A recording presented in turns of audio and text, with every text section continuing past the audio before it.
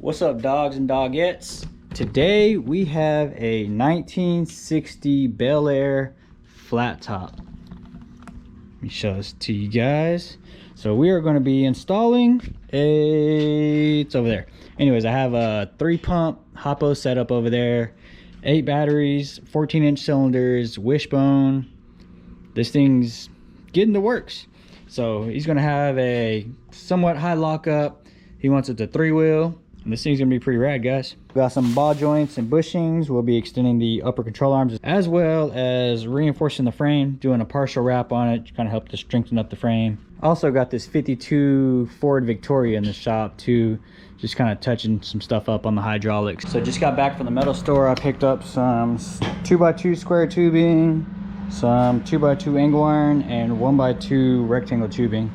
And I'll use the angle iron for the battery racks, the 2x2 for the post to come off the frame, and then the 1x2 to kind of support everything together. So let me show you guys again what we're working with. This is the trunk, nice and big and open compared to what I'm used to. I know it's a little rusty, but that will get fixed, don't worry. So I'll put all these batteries together in 4 rows and I'll measure it, and I'll actually make the battery racks just a tiny bit bigger. You don't want them too snug and too tight because over time these batteries will expand, and different brands are a little bit different. And this is how I mount the post to the battery rack itself. So I just got these little 4x4 squares with 1/2-inch holes right here, and I just have the machine cut them all out.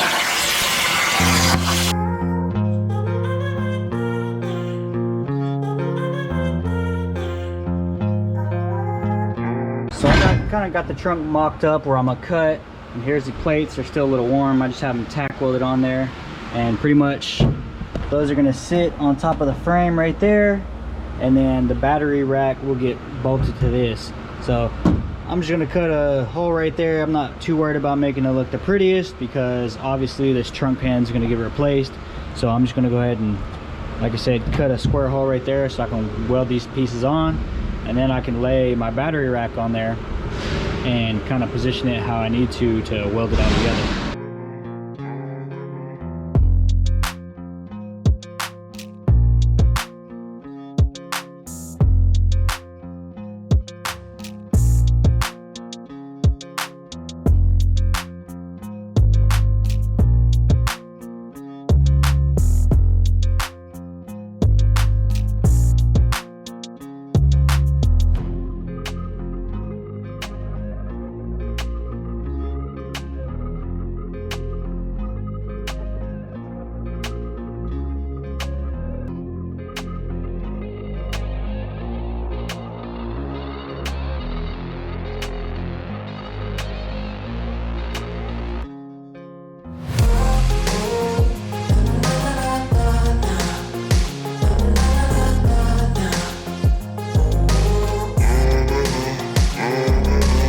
I sell these. You can hit me up on Instagram, ssindustries.fab. These are some pre-made solenoid mounting plates, and like I said, you can just weld them onto your rack and they bolt right up. Same thing with the pump mounting plates. So pretty much a bar gets welded there, and then I'll weld these on right there, and then these you can bolt your pumps directly on. So I do sell those. Those are for sale if y'all are interested. Same thing with the little square plates. I can sell those too if you'd like. Heck, even if you want pre-made battery racks, I can make those too. I'm at a pretty good stopping point for today. Everything is completely welded up minus the solenoid tabs and the tie down tabs. So that's all I got left. So this rack is done. Got the tie down tabs welded on, all the solenoid mounting plates, pump mounting plates, all of that's done.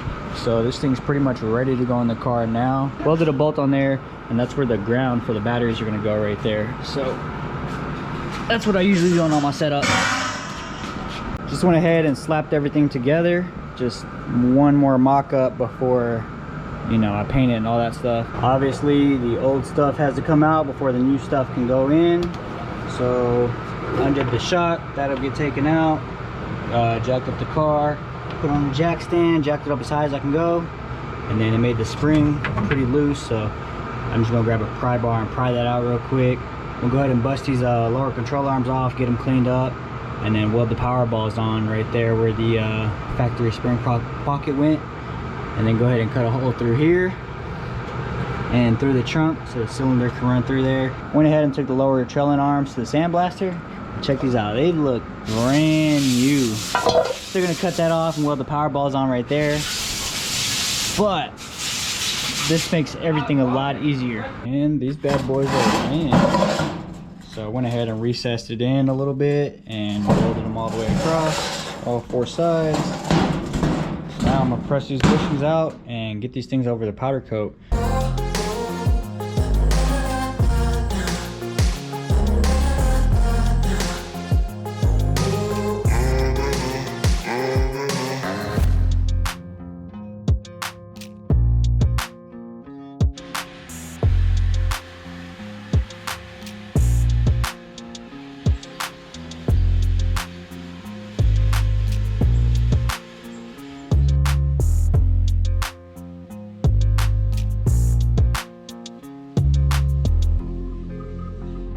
Just picked up the rack, lower trailing arms, and the wishbone from the powder coater, and they look so much better.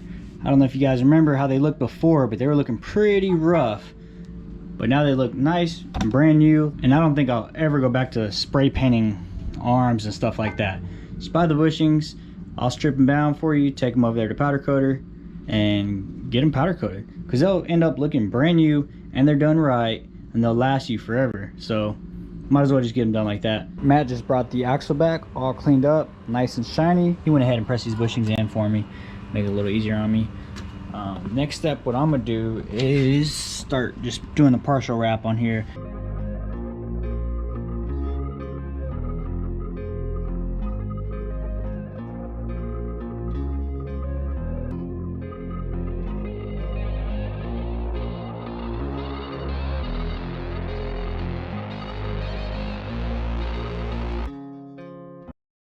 Both rear arches are wrapped up. I'm gonna get this thing painted up, and now the exciting part, I get to go ahead and stab this axle in and install the cylinders. After I do that, this back will pretty much be done. Doggy dog, look at this.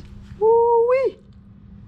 However, I don't have the springs or the cylinders in, so it might not sit that low. I just got the axle slap back in, but we're gonna see what we can do about getting it pretty low like that. I might have to trim some of the springs, but that looks good. I'd say all the hard part of the wiring's done. All the switches are ran to this junction box. That way, if you ever need to do maintenance or anything, you can just simply unscrew them, take out the pumps, take out solenoids, whatever. Nice and clean. As well as all the switches wired up. You have your front up, front down, back down, back corner up, back corner down, other corner, up and down. And this switch panel looks pretty clean. The front cylinders are in, got the holes cut out, notched the A-arm out. It was hitting that a little bit, so that's notched out. The front coils are in. I'm gonna have to get the hoses shortened. They're just way too long. And I'm not quite happy with the ride height, so I'm gonna take some of the spring off, shorten that down, drop this car down some more. And then hopefully I can get everything done today. That'd be dope. Also got the telescoping draw shaft made.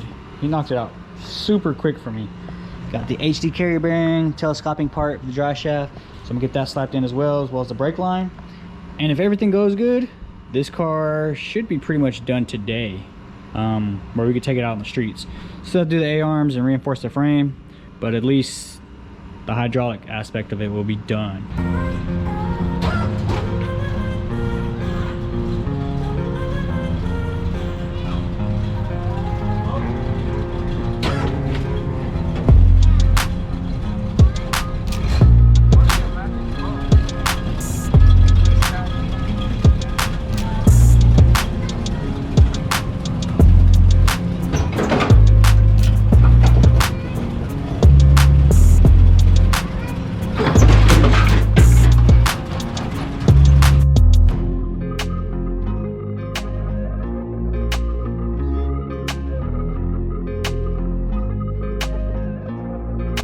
right, so Matt just hopped in and he's about to hit the switch for the first time. Let's see what he thinks.